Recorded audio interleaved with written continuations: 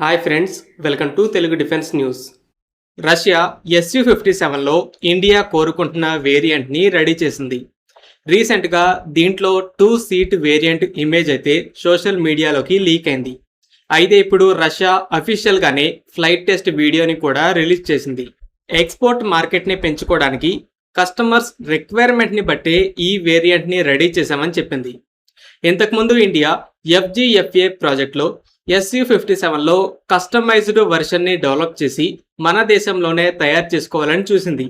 అయితే కొన్ని కారణాల వల్ల ఈ ప్రాజెక్ట్ నుండి తప్పుకుంది ఏంటని ఇంతకుముందు చాలాసార్లు మాట్లాడుకున్నాం. జాయిన్ అవుతున్నప్పుడు ఇండియా అనుకున్న కస్టమైజేషన్స్లో ఈ 2 సీట్ కాన్ఫిగరేషన్ కూడా ఉంది. సింగిల్ సీట్ జెట్స్లో పైలట్ జెట్ని ఫ్లై చేయడమే కాకుండా వెపన్స్, ఎలక్ట్రానిక్ వార్ఫేర్ అంటూ మిగతావి కూడా చూసుకుంటాడు. అదే 2 సీట్ జెట్స్లో అయితే ముందు ఉన్న పైలట్స్ కేవలం ఫ్లై చేయడానికి, వెనుక ఉన్న పైలటే EW వెపన్ ఆపరేటింగ్ని చూసుకుంటాడు. ఇది కాంబాట్ జెట్స్లో.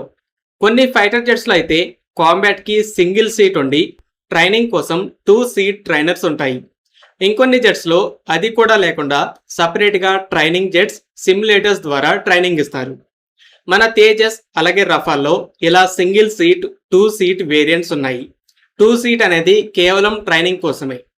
అయితే ఇక్కడ మనం మాట్లాడేది కాంబాట్ కోసం 2 సీట్స్ ఉండే జెట్స్. ఇండియా మన హెవీ కేటగిరీ ఫైటర్ జెట్స్ అనేవి బాగా లాంగ్ రేంజ్ మిషన్స్లో పాల్గొంటాయి.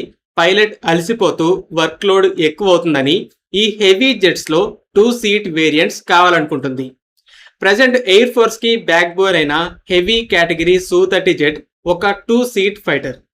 అందుకే ఇండియా SU-57లో కూడా 2 సీట్ వేరియంటే కావాలనుకుంది. అయితే FGFA ప్రాజెక్ట్ కొలాప్స్ అయ్యేసరికి రష్యా డెవలప్ చేయలేదు.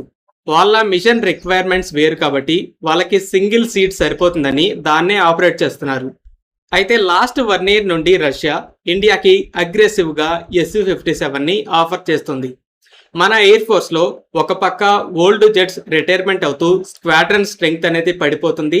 ఇంకో పక్క Chinese 5th generation stealth jets, Pakistan కూడా వాటిని కొంటుందన్న రిపోర్ట్స్ రావడం వల్ల మనకి క్వాలిటీ, క్వాంటిటీ రెండింటిలో కూడా ఛాలెంజ్ అయింది. ఈ రెండింటిని మేనేజ్ చేయడానికి తేజస్ Mark II AMCAలు ఇప్పట్లో రెడీ అవ్వవు. అందుకే ఫారెన్ నుండి జెట్స్ కావాలని ఎయిర్ ఫోర్స్ నిర్ణయించుకుంది. అందుకే ఇప్పుడు మేక్ ఇన్ ఇండియాలో 114 4.5 జనరేషన్ రఫాల్ జెట్స్, 40 నుండి 60 5th జనరేషన్ జెట్స్ కావాలనుకుంటుంది. రఫాల్ డీల్కి ఆల్రెడీ ఇండియా దగ్గర పడింది. ఇంకో పక్క 5th జనరేషన్ జెట్స్ విషయంలో SU-57 ఫ్రంట్ రన్నర్గా ఉంది. సో ప్రజెంట్ ఇండియా ఉన్న సిచ్యువేషన్ని బట్టి రష్యా మరలా SU-57ని అగ్రెసివ్గా పిచ్ చేస్తుంది.